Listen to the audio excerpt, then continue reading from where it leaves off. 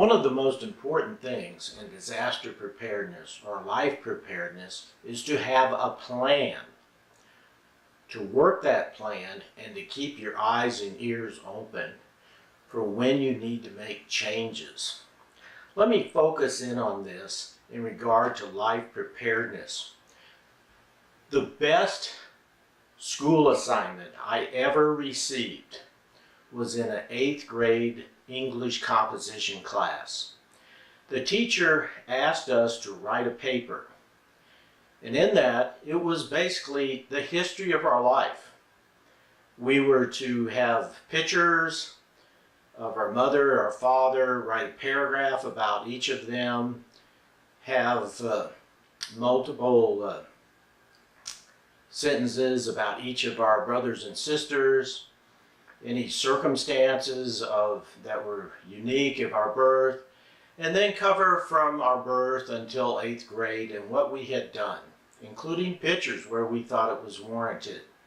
And then to explain in the paper where were we at that point, what type of grades we got, what sort of interest we had. So it was a great paper in and of that scope. It helped you understand your strengths and your weaknesses. But then here's the really unique part. She asked us to continue until we were 25 years old. What did we plan on achieving? Where did we plan to go? What did we plan to learn? What did we plan to understand? What experiences did we want to achieve? It was a plan, a very formal plan, and a written plan. And here's one of the unique observations I have. And by the way, I still have this paper. It's the only assignment I have from 1st grade through 12 that I still have in my possession. But what I wrote in that paper was that I would become an Eagle Scout that year, that I would continue to be a wrestler through my senior year, that I would get good grades, that I would graduate from high school, that I would receive a military scholarship to obtain my college degree.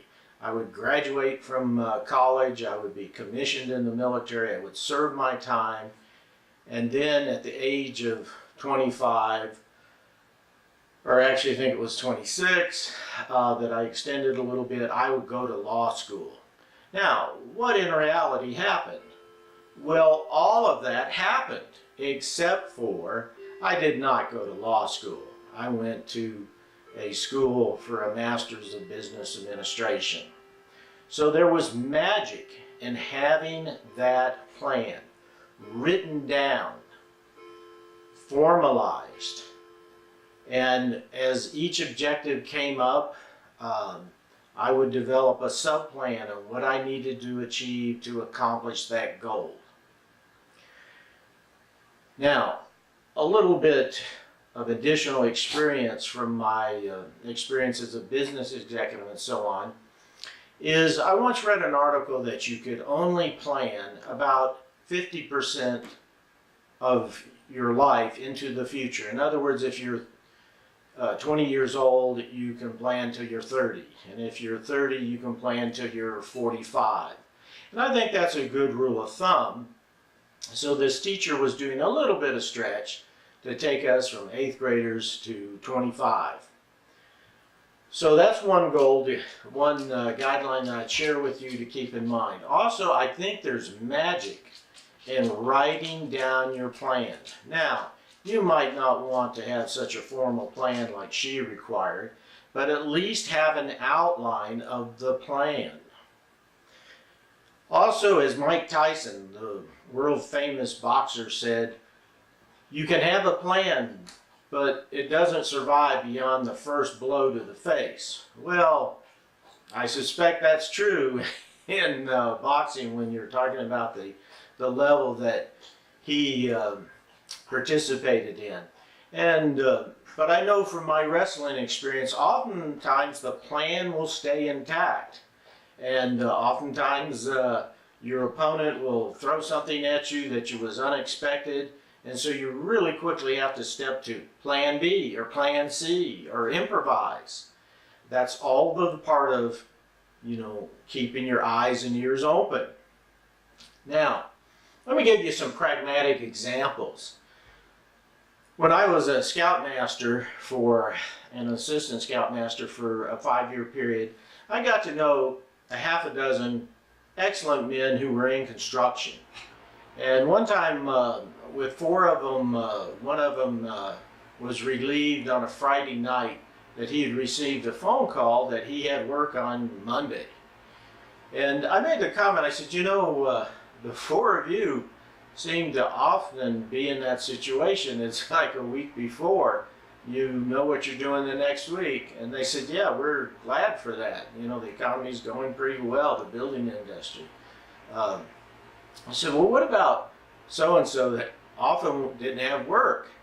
And they said, well, he has a special problem. He has an alcohol drinking problem, and it's gotten out that, that he often doesn't show up for work, and he doesn't do the best work. He's on the job. He really needs to turn that around.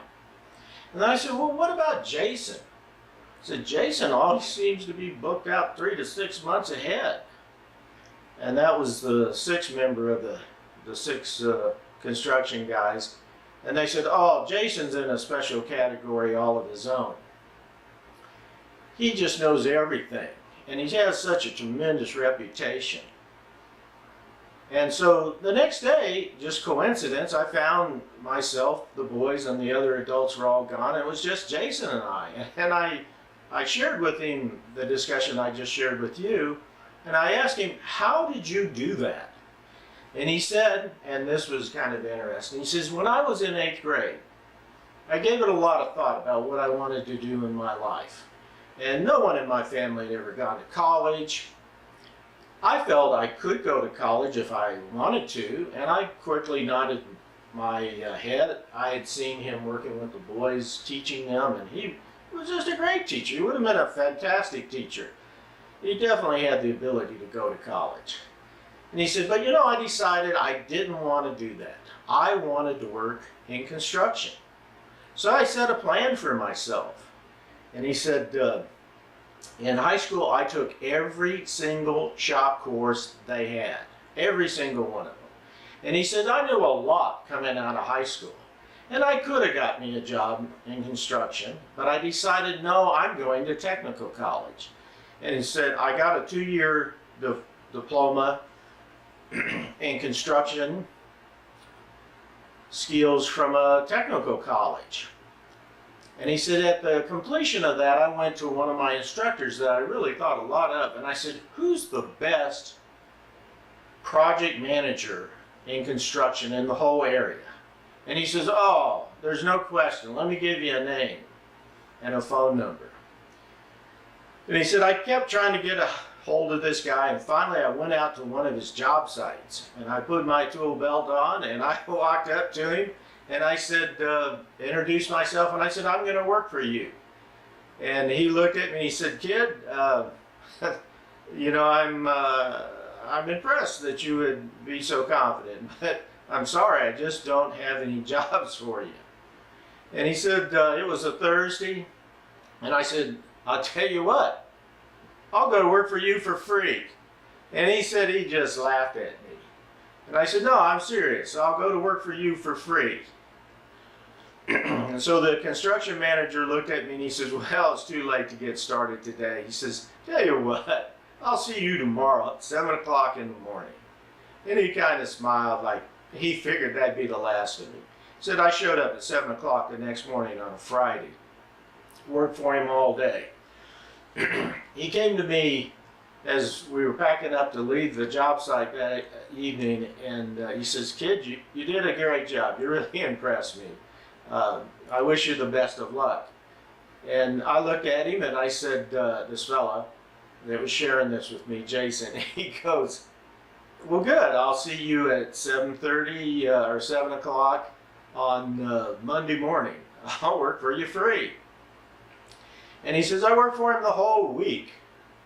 That Friday of the first full week of working for him, he came to me and he gave me a couple $100 in cash. And he said, kid, it's been really a joy to have you work with us. You know, I wish you the best luck in the world. And he says, well, good. So I'll see you 7 o'clock on Monday. And he just laughed like, I can't believe this. He says, I showed up. I worked the second week for free. Late on Friday, he came to me and he gave me a few $100. And I said to him, okay, so I'll see you 7 o'clock on Monday morning. And he says, no, you won't, kid. He says, I got a bookkeeper who tells me I just can't continue to do this. So I'm going to give you her business card. And you're going to meet with her at 9 a.m. on Monday morning. And she does all the paperwork for me. She's my accountant, my personnel department, my administration. So she's got a bunch of forms for you to sign. We'll get you on the insurance, and you'll have a regular position and a regular salary. And then you just show up right after lunch. So he said, I went down and I met with the bookkeeper, and as she was filling out the forms, I said, do you mind if I ask, what is he going to pay me? And she said, he didn't tell you what he was going to pay you. And Jason said, no. And he says, well, she says, well, this is what he told me. And he says, I was delighted. That was more than I had hoped for. And he says, I went on to work for him for 8 years. And I won't say that I learned everything I could from him, because he was constantly developing his skills. But at the end of the 8 years, I went to him and I said, you know, I think I'm going to head out on my own. And he said, well, I've been expecting that, and I wish you the best of luck, and let's stay friends. And he says, we're the best of friends. And that was like, you know, 15 years ago. And occasionally he gets a job that he can't handle with just his company, and he brings me in, and I've done the same for him. But what a success story. What an example of having a plan, working the plan, keeping his eyes and ears open. Let me share a second one with you. I was working with an anesthesiologist, a medical doctor one day. And he was sharing with me, he says, you know,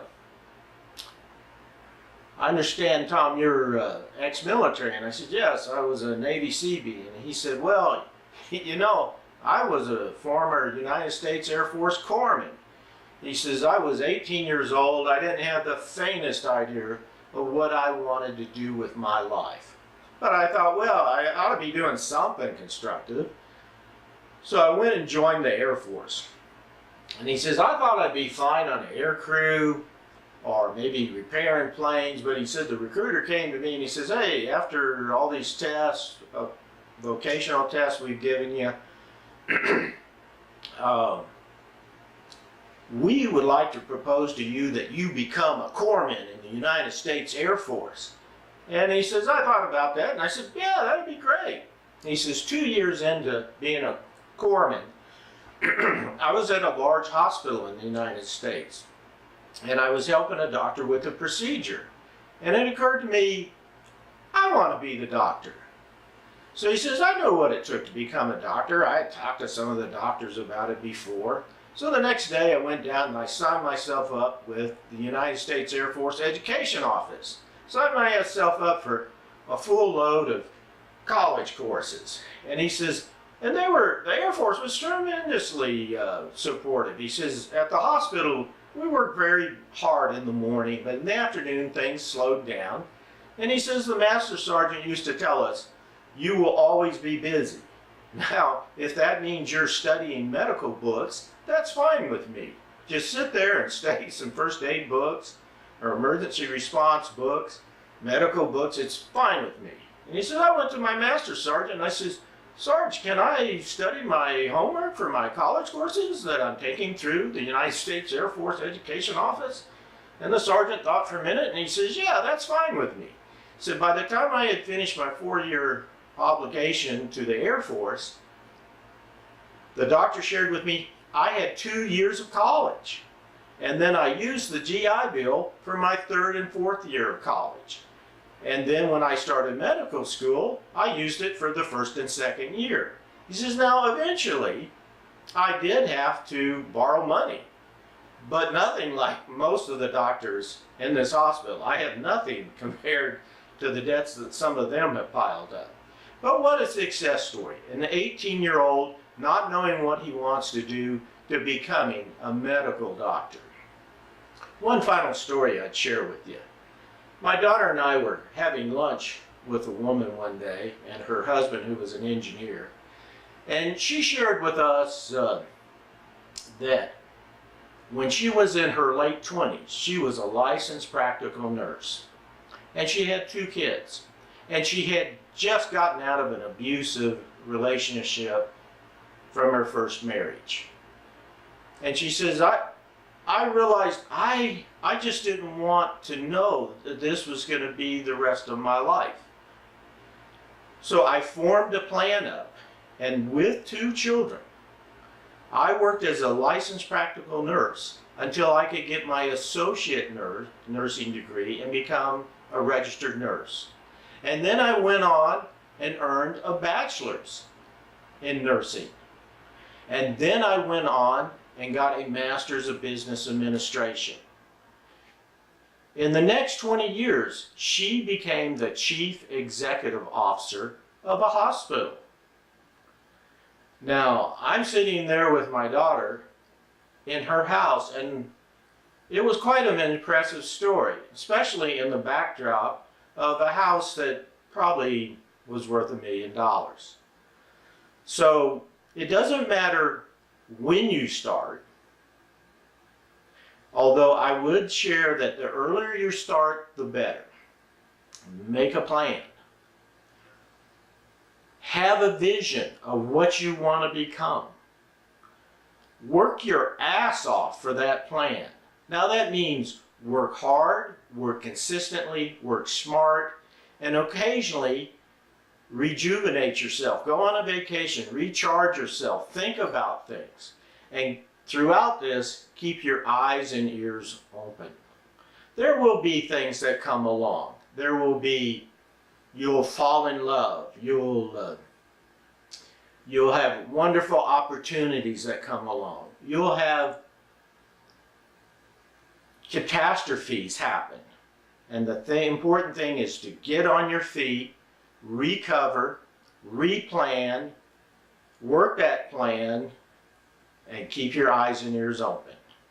And by having a plan, you can move forward. You become the person that you envision that you can be. And you can do this at any age. So have a plan, work the plan, keep your eyes and ears open. Be prepared for life.